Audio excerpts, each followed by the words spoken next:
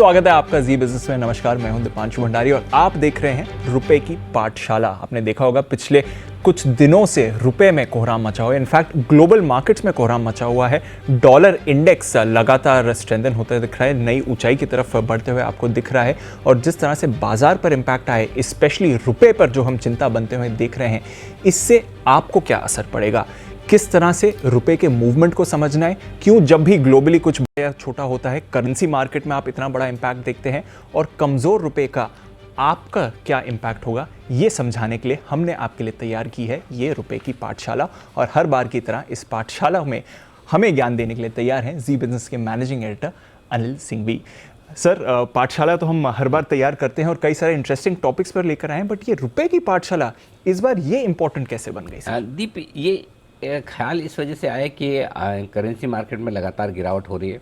रुपया life time लो पर पहुंच गया है डॉलर के मुकाबले में, और सबको हम अचानक से रुपया रुपया रुपया रुपया डॉलर डॉलर डॉलर इंडेक्स, नए नए शब्द लोगों को ज़्यादा सुनने में आ रहे हैं। नहीं तो इक्विटी मार्केट में आमतौर पर उस लेवल तक का चर्चा का विषय रुपया और डॉलर बनता नहीं था। सो अभी हुआ ये कि एक तो रिकॉर्ड गिरावट हो गई डॉलर के मुकाबले में, लाइफ टाइम लो पर है, डॉलर लाइफ टाइम हाई पर है, रुपया डॉलर के सामने लाइफ टाइम लो पर 81 रुपये 50 पैसे के आसपास पहुंच चुका है।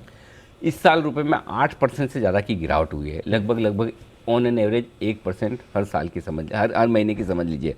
आमतौर पर गिरावट जो रुपए में होती है वो डॉलर के मुकाबले में हर साल 3 से 5% की रेंज में ऑन एन एवरेज चलती है।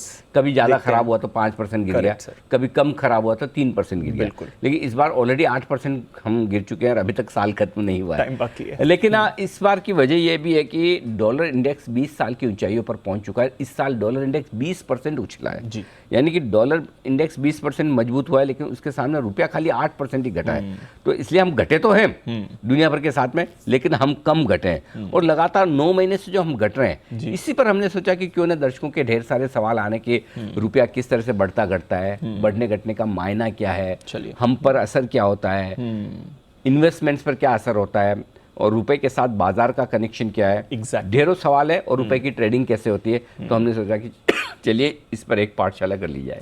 बिल्कुल सर, तो चलिए ये तो हम समझ गए कि क्यों ये रुपए की पाठशाला हम आपके लिए लेकर आए हैं, बट यहां से आपको क्या समझना है रुपए के मूवमेंट को, ये जरूर रहेगा। तो सबसे बड़ा सवाल, क्योंकि इस समय रुपया गिर रहा है, गिरता कैसे है सर? दीप, इसके सवाल का जवाब दूं उससे पहले एक चीज़ और कहना चाहता हूँ कि इस पाठशाला को करने के पीछे हमेशा एक बड़ा प्रयास हमारा ये रहता है कि न सिर्फ आपको बताएं कि वजह क्या है या आपको समझाने की कोशिश करें, इसमें हमारी भी है ना लर्निंग हो जाती है। जब हम पाठशाला करने बैठते हैं तो छोटे छोटे ऐसे सवाल बड़े सामने आते हैं जो हम भी वो कहते हैं कि कई बार 10वीं और कॉलेज में जो पढ़ाई की हो उसको वापस जाकर एक बार पढ़ ले तो पुरानी कई सारी बेसिक्स आपको ध्यान में आ जाती, नहीं तो आप एक समय के साथ उनको भूलने लगते हैं। सो हमारा भी ये एक उद्देश्य रहता है कि आपको बताने के साथ साथ हम भी वापस से सीख जाएं। अब जो आपका सवाल है कि रुपया गिरता कैसे, तो रुपये गिरने का सबसे बड़ा कारण जो होता है और सबसे बड़ा संकेत जो आता है वो डॉलर इंडेक्स से आता है। और डॉलर इंडेक्स जब मजबूत होता है, जैसा कि अभी 113 114 के आसपास है, एक ज़माने में 90 के आसपास चलता था, तो 90 से डॉलर इंडेक्स बढ़ता बढ़ता 113 115 हो गया। ठीक है, तो डॉलर इंडेक्स जब भी बढ़ेगा, दुनिया भर के बाकी विदेशी मुद्राएं या जो बाकी करेंसीज हैं जो कि हमारी रुपया है, वो सब आमतौर पर कमज़ोर होने का संकेत देती है। और स्पेशली वो सारी विदेशी मुद्राएं जो फ्री टू ट्रेड है। एक तो कुछ देश ऐसे होते हैं जो अपनी पूरी करेंसी को कंट्रोल रखते हैं, वही डिसाइड करते हैं कि उनके करेंसी का भाव क्या होगा डॉलर के सामने, सरकार या उनका सेंट्रल बैंक डिसाइड करती है। बाकी जो देश हैं उनकी करेंसी मार्केट डिसाइड करता है। जैसा कि हमारा रुपया है, हमारे रुपए के खरीदार और बेचने वाले लोग जो हैं वो डिसाइड करते हैं कि रुपए का भाव क्या होना चाहिए। आरबीआई का, सरकार का एक लिमिटेड उसमें थोड़ा सा इंटरवेंशन होता है, थोड़ा बहुत उनका जो कुछ भी उनको करना कराना है एक लिमिट तक है, एक लिमिट के बियॉन्ड मार्केट डिसाइड करता है। तो एकदम हमारे यहाँ जो रुपया मूव करता है वो अपने ताकत पर, रुपए की या डॉलर की डिमांड के दम पर वो मूव करता है। तो गिरने के पीछे सबसे बड़ा कारण है डॉलर इंडेक्स की मजबूती। अगर डॉलर इंडेक्स मजबूत होगा तो दुनिया भर की बाकी सारी करेंसीज कमज़ोर होगी, रुपया भी होगा। ये तो एक बाहर का एक्सटर्नल ट्रिगर हो गया। लेकिन एक्चुअली रुपए से जुड़े हुए जो कारण है दीप, सबसे पहले तो अगर डॉलर की मांग बढ़ रही तो रुपया कमज़ोर होगा। एग्जैक्टली। जैसे अगर सपोज मैं विदेश यात्रा पे जा रहा हूँ, ठीक है, मुझे डॉलर खरीदने हैं, बिल्कुल मुझे डॉलर चाहिए, और डॉलर में कैसे खरीदूंगा? रुपए से। तो रुपया बाहर जाएगा, डॉलर अंदर आएगा, जिस चीज की डिमांड है वो बढ़ेगा। बेसिक नियम है इकोनॉमी का, है ना? एग्जैक्टली। अगर आप कोई भी चीज खरीदने जाएंगे, बार बार खरीदेंगे, ज्यादा खरीदेंगे, तो उसकी डिमांड बढ़ेगी, उसकी डिमांड बढ़ेगी, उसका भाव बढ़ेगा। सप्लाई लिमिटेड है और डिमांड है, तो नेचुरली उसका भाव बढ़ेगा। तो डॉलर की डिमांड अब वो किसी भी वजह से आ सकती है, चाहे मैं विदेश यात्रा पर जाऊँ, पढ़ाई वढ़ाई के लिए, अगर बाहर किसी को भेजना है बच्चों को और उसके लिए हो, या आपको कंपनियों के लिहाज से देखें कि विदेश में एक्विजिशन करना है ना, तो भी आपको डॉलर में करना पड़ेगा। तो डॉलर की मांग किसी भी वजह से बढ़े तो रुपया कमजोर होगा। समझ गया। एक और इंटरेस्टिंग चीज है जो मार्केट से रिलेटेड है जी। जब भी फॉरेन इन्वेस्टर्स मार्केट में बिकवाली करते हैं तो रुपया कमजोर होता है। अच्छा, क्यों? अब जैसे क्या होगा जी, देखिए, विदेशी निवेशक आते हैं बाहर से, डॉलर लेके आते हैं, डॉलर से रुपया खरीदते हैं, और रुपए में हमारे यहाँ इन्वेस्ट करते हैं। बराबर है? हमारे यहाँ शेयर खरीदना तो रुपए में खरीदना है, करेक्ट। और आप डॉलर लेके आ रहे हो, डॉलर को रुपए में कन्वर्ट करो, तो आपको यहाँ रुपए की डिमांड बढ़ गई। राइट। जब वो बेचते हैं, तो बेचेंगे तो क्या आएगा? रुपया। अब वो रुपया तो ले जाएंगे नहीं, ले जाना तो उनको डॉलर है वापस बाहर, तो जो कुछ उन्होंने बेचा है उससे वो डॉलर खरीदेंगे। डॉलर खरीदने का मतलब डॉलर हुआ मजबूत, रुपया हो गया कमजोर, डबल प्रेशर। हाँ, तो एफआईज की बिकवाली की वजह से भी रुपया कमजोर होता है। कई बार लोग ये भी कहते हैं कि एफआईज बिकवाली इस वजह से भी करते हैं कि रुपया कमजोर हो रहा है, क्योंकि उनके रिटर्न कम हो जाते हैं, क्योंकि जितना डॉलर मजबूत होगा उतना उनके रिटर्न्स कम हो जाते हैं, क्योंकि अल्टीमेटली रुपया उन्हें मिलेगा, उस रुपए की वैल्यू कम है तो उनके रिटर्न कम हो जाते हैं। बट आमतौर पर अगर एफआईज बेच रहे हैं तो रुपया कमजोर होगा। तीसरा कारण जो सबसे बड़ा है रुपए की कमजोरी के पीछे, वो है कि हमारा इंपोर्ट। जो कुछ भी हम बाहर से आयात करते हैं, बाहर से कुछ भी मंगाते हैं, तो जाहिर सी बात है जो भी बाहर से मंगाएंगे पैसे डॉलर में देने पड़ेंगे। अब मंगाने में क्या, हम सबसे ज्यादा मंगाते हैं कच्चा तेल, तो कच्चे तेल के दाम बढ़े, हमारी हालत खराब, रुपया कमजोर होना शुरू होता है, क्योंकि डॉलर की डिमांड बढ़ रही है, डॉलर की वैल्यू बढ़ रही है। दूसरा, सोना, गोल्ड हम बहुत जरूरत से ज्यादा मंगाते हैं। दुनिया भर में सबसे ज्यादा गोल्ड इंपोर्ट करने वाले देश हम हैं। और तीसरा, हमारे इलेक्ट्रॉनिक आइटम भी बड़े इंपोर्ट होते हैं, जिसमें आप मोबाइल फ़ोन से लेकर लैपटॉप से लेकर बाकी इलेक्ट्रॉनिक गैजेट्स वगैरह जो होते हैं। तो ये तीन चीज़ें ऐसी है जो हम ज़्यादा इंपोर्ट करते हैं, और जब इंपोर्ट करते हैं, या तो ज़्यादा हम इंपोर्ट करें या इन चीज़ों के दाम ज़्यादा बढ़ जाए तो हमें ज़्यादा डॉलर की ज़रूरत होगी। जैसे ज़्यादा डॉलर की ज़रूरत आई, रुपया कमज़ोर हो गया। तो ये तीन खास कारण हैं जो इंटरनल है, एक खास कारण है जो दुनिया भर के लिए डॉलर इंडेक्स वाला। ये चार कारण हैं जिनकी वजह से रुपया कमजोर होता है और गिरता है। समझ गया सर। चलिए, तो बड़े कारण तो ये हो गए कि गिरता कैसे है, बट ऐसा भी होता है कि कभी कभी रुपया मजबूत हो। ये कब होता है सर? मजबूत तब होता है जब डॉलर अंदर आए। राइट। डॉलर कब आएगा? या तो फॉरेन डायरेक्ट इन्वेस्टमेंट एफडीआई, कोई बाहर की कंपनी आकर बोले हम यहाँ पर बड़ा खरीदारी करने जा रहे हैं, ठीक है, यहाँ बड़ा निवेश करेंगे, 25-50 हज़ार करोड़ रुपए लगाएंगे या डॉलर लगाएंगे, जो भी लगाए, तो विदेशी निवेश जब आए, डॉलर लेकर आते हैं, वो आए, या फिर एफआईज आए। करेक्ट। जैसा एफआईज बेचकर निकलते तो रुपया कमजोर होता है, एफआईज पैसा लेकर आते लाते हैं डॉलर, बिल्कुल खरीदते रुपया। तो जैसे रुपया खरीदो, जो चीज खरीदोगे उसका दाम बढ़ेगा, है ना। सो एफडीआई आया तो भी आपको रुपया खरीदना है, डॉलर को रुपए में बदलो, रुपया खरीदो। फॉरेन इन्वेस्टमेंट्स आया बाजार में, रुपया खरीदो, ये बढ़ेगा। और तीसरी चीज एक और है, बहुत सारे विदेशी रहते हैं, विदेशों में भारतीय रहते हैं, है ना, यहाँ से जाकर वहाँ सेटल हो गए, अमेरिका में, कनाडा में, लंदन में, सब जगह, वो भी अपने देश में पैसा भेजते हैं, अपने परिवार वालों को पैसा भेजते हैं। तो डॉलर अगर देश के अंदर आ रहा है तो डॉलर तो रुपया मजबूत होगा। तो रुपए की मजबूती के पीछे कारण सारे बाहर के हैं, हमारे अपने कम है, अपने कम हैं, इकोनॉमी से जुड़े हुए, ब्याज दरों से जुड़े हुए, लेकिन अल्टीमेटली ज्यादा बाहर के कारण है। डॉलर चाहिए क्योंकि हमें डॉलर की जरूरत ज्यादा होती है, और डॉलर चाहिए तो, और डॉलर आएगा तो रुपया मजबूत होगा। समझ गया। तो end of the supply demand ये ठीक है सर। अच्छा, ये जो वॉलेटिलिटी है या जब हम उतार चढ़ाव देखते हैं, इसके बाद जो रुपए में ऐसा बड़ा मूवमेंट आता है, ये कब कब हो जाता है? ये अचानक से जो बड़ा मूव आता है ना रुपए में, ये तब आता है कि जब मतलब आपको सप्लाई और डिमांड के हिसाब से देखना पड़ेगा। जैसे रुपया कमजोर हुआ तो आपके लिए इमीडिएटली डॉलर की प्राइसेस आपको बढ़ती हुई नजर आती है कि भाई डिमांड ज़्यादा है और डॉलर की सप्लाई कम है। और अगर डॉलर मजबूत है, डॉलर की सप्लाई बढ़ गई तो आपके लिए रुपए की प्राइस घट जाती है। तो डॉलर और रुपए के साथ साथ एकदम आपका कोरिलेशन पूरा है। और आमतौर पर ऐसा तब होता है जब ग्लोबली बड़ा उठापटक चले, कोई पॉलिटिकल अनसर्टेनिटी हो गई, समझो दो देश लड़ रहे हैं, रशिया यूक्रेन की तरह या चाइना ताइवान की तरह लड़ने का डर हो, तो उस समय क्या होता है, सबको चाहिए डॉलर, और एकदम से डॉलर की डिमांड बढ़ गई। डॉलर की डिमांड, अब हमने कुछ नहीं किया, लड़ने वाले कोई दो और, इम्पैक्ट हमारा आ गया करेंसी किसी, लेकिन हमारे रुपए पे असर आ जाता है कि ग्लोबली अगर कोई भी अनिश्चितताएं हो रही है, राजनीतिक या आर्थिक संकट किसी तरह का आ रहा है, तो हमारी करेंसी बिना कुछ कारण के भी कमजोर हो जाए। फिर हम भले कितना अच्छा कर रहे हैं, कितना अच्छा नहीं कर रहे हैं, वो अलग बात है। हो सकता है हम कम गिरे, लेकिन हमें गिरना पड़ता है, ये एक चीज बहुत क्लियर है सर। ठीक है, अच्छा जो बड़ा सवाल है, गिरावट का असर क्या है हमारे लिए? देखो, आप जब रुपए में जो गिरावट होती है, कमजोरी होती है, तो आपको रुपए से क्या करना है, डॉलर खरीदना है। राइट। डॉलर से खरीद के आपको पेमेंट करने, जो कुछ भी चीजें आप बाहर से मंगा रहे हैं, तो सबसे पहले आपका इंपोर्ट महंगा हो जाता है। राइट। कोई भी चीज का इंपोर्ट करो महंगा, ठीक है, विशेषकर से कच्चा तेल जो हमारा सबसे बड़ा बिल है, 75%। उसके बाद नंबर 2 सोना, गोल्ड, और तीसरा जो भी आपके इलेक्ट्रॉनिक आइटम्स हैं जो आप मंगाते हैं, या मेडिकल इक्विपमेंट, बहुत सारी मेडिकल चीज़ें ऐसी जो आप, हमारी मशीनें यहाँ नहीं बनती, हमें मंगानी पड़ती है, ये सब महंगे हो जाते हैं। इसके अलावा जो कंपनियां, हमारी कंपनियां कहते हैं ना कि लिबोर प्लस में ये लोन लिया है, विदेशी बाजारों से सस्ता लोन मिल जाता है। बिल्कुल, मिलता तो सस्ता है, ये बात सही है, हमारे यहाँ के मुकाबले में वहाँ ब्याज दरें बहुत कम है। यस। लेकिन होता क्या है कि इनके साथ साथ भी फिर जब आप उनके रीपेमेंट करते हो तो डॉलर में करने होते हैं, तो आपका विदेशी कर्ज महंगा हो जाता है।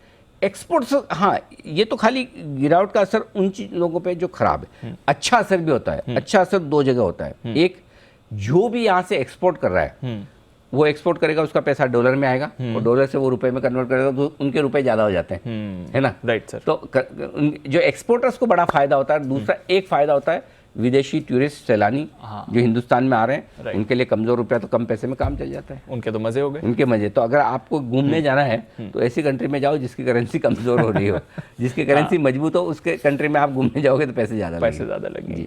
अच्छा, मजबूती का भी असर होता है हमारे, वो क्या है? हाँ, रुपया मजबूत होगा तो असर तो होगा। हर चीज़ के दो पहलू हैं, और अगर रुपया कमजोर होने से एक्सपोर्टर को फायदा होता है, तो रुपया मजबूत होने पर इंपोर्ट सस्ता होता है। राइट। इंपोर्ट करना सस्ता हो जाता है, एक्सपोर्ट करना महंगा होता है। तो अगर आप इंपोर्ट कर रहे हैं तो आपको फायदे की बात है। विदेशों में पढ़ना लिखना घूमना फिरना ये सस्ता हो जाता है। अगर मजबूत रुपया है तो आपको बाहर जाके पैसा खर्च करना है, तो ये आराम है। और तीसरा ये कि हाँ, थोड़ा बहुत फ़र्क पड़ता है, विदेशी टूरिस्ट आना कम होता है, लेकिन बहुत ज़्यादा इसलिए फ़र्क नहीं पड़ता है क्योंकि हमारी करेंसी वैसे है ना, वहाँ पे कॉस्ट ऑफ लिविंग के हिसाब से, वहाँ के खर्चों के हिसाब से मतलब बहुत सस्ती है, तो थोड़ा बहुत फ़र्क पड़ता है, बस ज़्यादा नहीं।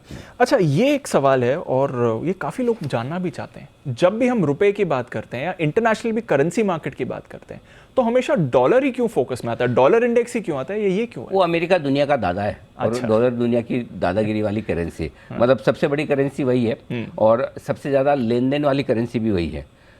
तो हमेशा जो भी इंटरनेशनल ट्रेड होता है दुनिया में, एक करेंसी हमेशा ऐसी होती है जो सबसे पावरफुल होती है, दुनिया भर के सारे देश उसे आराम से बिना किसी झंझट और क्वेश्चन मार्क के एक्सेप्ट कर लेते हैं। Right. लेना हो या देना हो, वो अभी डॉलर है, इस वजह से डॉलर के साथ कंपेयर किया जाता है। लेकिन ज़रूरी नहीं कि जो इक्वेशन रुपए की डॉलर के साथ हो वैसी बाकी करेंसी के साथ भी हो। तो डॉलर के साथ हम जितने कमज़ोर हैं, हो सकता है हम यूके की करेंसी या यूरो के सामने कम कमज़ोर हों, किसी दूसरे देश की करेंसी के साथ में हमारी इक्वेशन अलग भी हो सकती है। डॉलर के साथ अलग हो सकती है, दूसरों के साथ अलग हो सकती है, ये इस बात का ध्यान रखना ज़रूरी है। अच्छा, तो डॉलर मेन करेंसी है, इसलिए यहाँ पर होता है। अच्छा, ये जो आपने वैसे थोड़ा टच किया था एफआई कनेक्शन, बट थोड़ा इसे डिटेल में समझाइए कि एग्जैक्टली रुपए और शेयर बाजार का क्या कनेक्शन है सर? देखिए, दो चीज़ें हैं। एक ये कि रुपया मजबूत होता है तो ऐसा रहता है कि पैसा आने के चांसेस बढ़ते हैं, क्योंकि कोई भी विदेशी निवेशक हमारे यहाँ के पैसा लगा रहा है, वो कमाएगा कैसे? दो तरीके से, एक जिस शेयर में उसने पैसा लगाया उसमें रिटर्न आए, दूसरा आने के समय उसने रुपया खरीदा है डॉलर बेच के, तो रुपया भी अगर कमजोर ना हो या मजबूत हो जाए तो दो तरीके से पैसा बनेगा। जब वापस जाता है तो उसको क्या देखना है कि मैंने कमाया कितना, और अगर करेंसी मेरे फेवरेबल है, पता चला कि आपने आए इंडिया मार्केट में आपने 20% कमाया एक साल के अंदर, और अगर आपकी करेंसी 8% कमजोर हो गई तो आपने कमाया क्या, 12%। बिल्कुल। तो लेके तो आप 12% ही जा रहे हैं। सो इसलिए रुपए और शेयर बाजार का कनेक्शन बहुत क्लियर कट है। एफआई जब बाजारों में आते हैं रुपया मजबूत होता है, एफआई पैसा निकालते हैं तो रुपया कमजोर होता है। अब आप ये भी कह सकते हैं कि वैसे भी हो सकता है कि मार्केट कमजोर हो रहा हो तो एफआई पहले ये फिर बाद में वो, दोनों में से कोई भी पहले बाद में हो सकता है। लेकिन कनेक्शन सिंपल है, एफआई खरीदेंगे रुपया मजबूत होगा, एफआई बेचेंगे तो रुपया कमजोर होगा, सिंपल है। चलिए ये तो रही जो ब्रॉडर फैक्टर्स हैं रुपए को के मूवमेंट को लेकर, बट रुपए का जो ट्रेडिंग है या रोज जो ये मूवमेंट होते रहते हैं, ये कहाँ पर होता है, कैसे होता है? भारत में सबसे ज़्यादा रुपए की ट्रेडिंग जो होती है वो बैंकों के बीच में होती है। ये दो बैंक आपस में ट्रेड करते हैं, उसको interbank transaction system, interbank system में ट्रेडिंग कहते हैं। कि अगर एक बैंक की कोई डॉलर की रिक्वायरमेंट या किसी करेंसी की रिक्वायरमेंट है और दूसरों को किसी को खरीदना बेचना, तो बैंक्स आपस में, और ज़्यादातर बैंक्स कॉर्पोरेट्स के लिए ट्रेड करते हैं, क्योंकि कोई भी कॉर्पोरेट को इंपोर्ट एक्सपोर्ट कर रहे हैं तो डॉलर की लेने या देने की ज़रूरत होती है, तो बैंकों के बीच में होता है। कुछ जगह रॉयटर्स और ब्लूमबर्ग जैसे टर्मिनल्स के माध्यम से भी व्यापार होता है, कहीं कहीं ये भी होता है। तीसरा ये कि एक्सचेंजेस, बीएसई और एनएसई पर भी करेंसी लिस्टेड है, तो डॉलर के सामने आप रुपए में वहाँ पर भी हेजिंग और ट्रेडिंग कर सकते हैं। एक और इंटरेस्टिंग चीज़ है जो हिंदुस्तान के बाहर है, अब थोड़ी बहुत हिंदुस्तान में भी आई है, वो है एनडीएफ, यानी कि नॉन डेरिवेटिव्स फॉरवर्ड। ये फॉरवर्ड सौदे होते हैं, आगे के दिन के डिलीवरी नहीं होती, खाली आप वो कैश सेटल होते हैं, वो सौदे होते हैं, उसमें आपको डॉलर लेने या देने नहीं पड़ते, जो अब गिफ्ट सिटी में भी शुरू हो गया। लेकिन आमतौर पर दुबई, सिंगापुर जैसे अंतर्राष्ट्रीय जगहों पर कुछ एक लिमिटेड जगह हैं जहाँ पर एनडीएफ मार्केट होता है, और वो नेक्स्ट डे के लिए आपको काफ़ी हद तक सिग्नल भी देता है कि हमारे यहाँ करेंसी कितनी मजबूत या कमज़ोर हो सकती है। और हमारा मार्केट, करेंसी मार्केट बंद होने के बावजूद एनडीएफ मार्केट में ट्रेड्स होते रहते हैं। तो ये कुछ एक जगह है जहाँ पर रुपए की ट्रेडिंग होती रहती है। ठीक है। अच्छा, ये जो करेंसी एक्सचेंज है, इसको लेकर हमारे नागरिकों के लिए क्या ये नियम है? देखिए, विदेशी करेंसी में दीप सिंपल सी बात यह है कि अगर मुझे पूरे साल भर में अगर मुझे करेंसी में खर्च करना है या मुझे डॉलर खरीदना है, 2.5 लाख डॉलर में आराम से खरीद सकता हूँ। और उसका खर्च कर सकता हूँ। खरीदने का मतलब ऐसा नहीं कि मैं इन्वेस्टमेंट के तौर पर लेकर रख लूँ। अच्छा। कि अगर मुझे लगा रुपया कमज़ोर हो रहा है, डॉलर मजबूत हो रहा है, डॉलर बाय कर लेते हैं और इन्वेस्टमेंट हो गया ना, इन्वेस्टमेंट के लिए अलाउड नहीं है। ओके। अगर आप इसको खर्च करना चाहते हैं या निवेश करना चाहते हैं, खर्च कैसे करेंगे? आप विदेशों में घूमने जा रहे हैं, विदेशों में आप पढ़ने वढ़ने के लिखने आप जा रहे हैं, आपके बच्चे जा रहे हैं, तो आप खरीद लीजिए डॉलर। या फिर अगर आप कॉर्पोरेट हैं और आपको किसी इंपोर्ट की वजह से डॉलर की ज़रूरत है या कोई एक्विजिशन वगैरह कर रहे हैं, तो आप खरीद सकते हैं। तो आपको खर्चों के लिए आप डॉलर खरीद सकते हैं। प्रति व्यक्ति 2.5 लाख डॉलर तक की लिमिट है।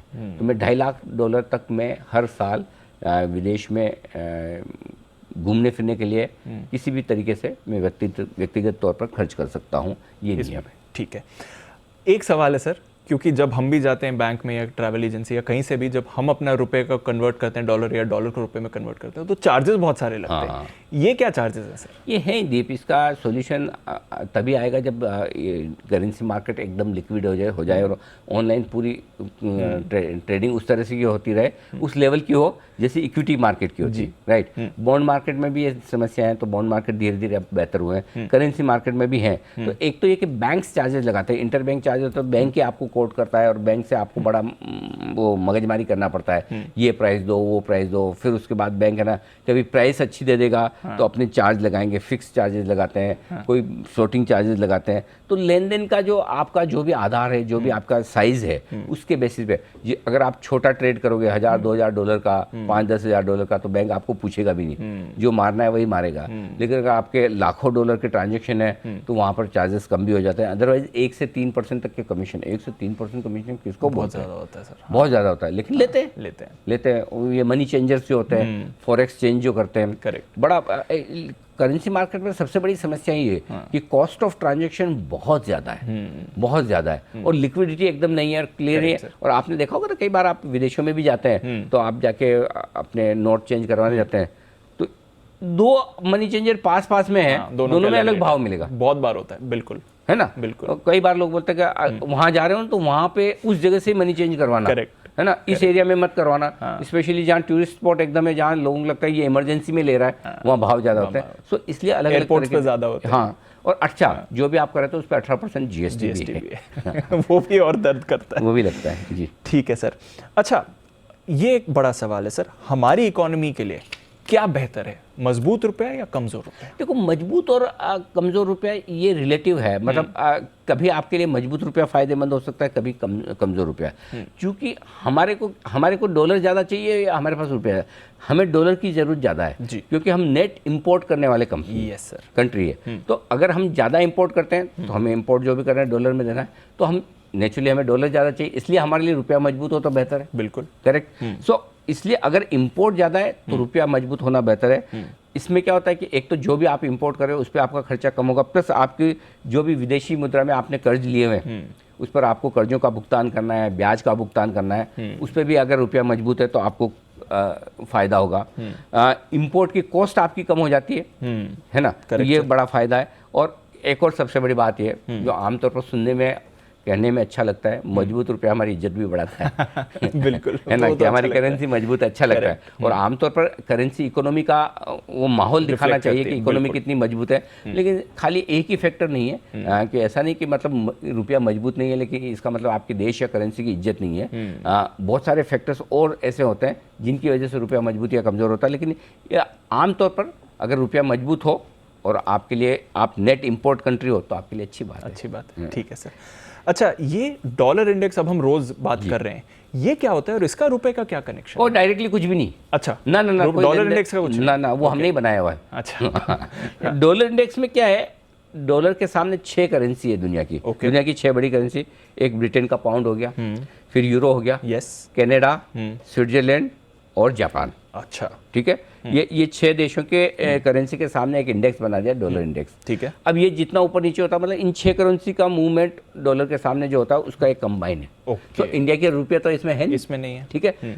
लेकिन इससे ये समझ में आता है इन करेंसीज के सामने डॉलर मजबूत हो रहा है या कमज़ोर हो रहा है, तो उससे ये समझ में आता है कि सिचुएशन डॉलर की क्या है। और उसके बेसिस पे हम डिसाइड कर लेते हैं हमें गिरना है कि बढ़ना है। हमारे रुपए, हमारा रुपया इसको देख के डिसाइड करता है। और सिर्फ हमारा रुपया नहीं, दुनिया भर में सब लोग इसी को देखते हैं। ओके, तो एक इंडिकेटर है ये। इंडिकेटर है। जैसे अब सबसे पहले आप सुबह पूछते मार्केट कैसा है भाई, निफ्टी 100 पॉइंट नीचे, तो आपको एक निफ्टी 100 पॉइंट नीचे से बाजार का ब्रॉडली आइडिया लग गया। अब आपका स्टॉक कैसा है उसमें अंदर, ऊपर नीचे जो भी है, और आपके बाकी सारे स्टॉक कुछ ऊपर कुछ नीचे हो सकते हैं। वैसे ही डॉलर इंडेक्स दुनिया भर में बाकी करेंसी का हाल क्या है वो दिखाता है, राइट, इंडेक्स से।